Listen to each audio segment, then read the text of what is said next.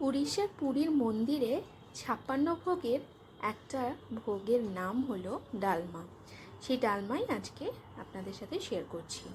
তার জন্য নিয়েছি ছোলার ডাল, মুগ ডাল আর নিয়েছি অড়হরের ডাল। ডালগুলোকে ভালো করে ধুয়ে নিই জল পাল্টে। এবার প্রেসার কুকারের মধ্যে ডালগুলোকে দিয়ে নুন, হলুদ, লঙ্কা আর জল দিয়ে সেদ্ধ করে নিই।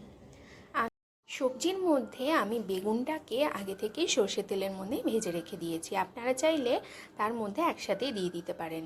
এবার ফ্রাইং প্যানের মধ্যে একটু জল দিয়ে তার মধ্যে কাঁচকলা, লাউ, পেঁপে, কুমড়ো, গাজর আর 2 রকমের আলু এইগুলোকে দিয়ে ঢাকনা দিয়ে সেদ্ধ করে নিয়েছি। আর তা দিয়ে দিয়েছি ডাল সেদ্ধটা।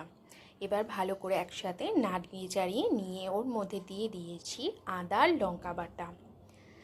আবারও নাড়িয়ে চাড়িয়ে নিয়ে ঢাকনা দিয়ে দিয়েছি যাতে সবজিগুলো খুব ভালো করে সেদ্ধ হয়ে যায়। এবার আমি এর মধ্যে দিয়ে দিয়েছি পরিমাণ মতো গুড়। এই রান্নায় কিন্তু গুড়ই ব্যবহার হয়।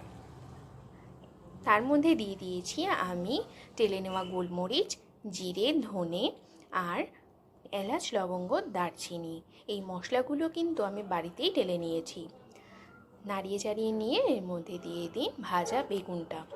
আমাদের ডাল কিন্তু একদম সুসিদ্ধ হয়ে গেছে আর সবজিগুলোও একদম সুসিদ্ধ হয়ে গেছে। এবার ফোড়ন দেওয়ার জন্য আমি ঘিয়ের মধ্যে দিয়ে দিয়েছি একটু হলুদ, মেথি, জিরে, মৌরি আর দিয়ে দিয়েছি সর্ষে, কালো জিরে, হিং, শুকনো লঙ্কা আর নারকেল কোড়া।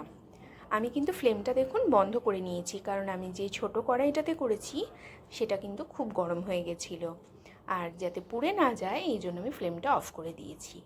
এবার নারকেল দেওয়ার পরে আমি ভাজা ভাজা করে নিয়েছি।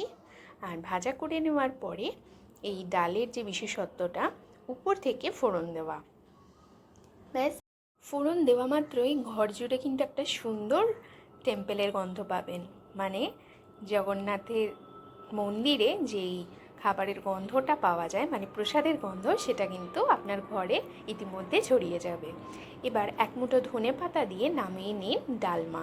56 ভোগের একটা ভোগের নাম হচ্ছে ডালমা।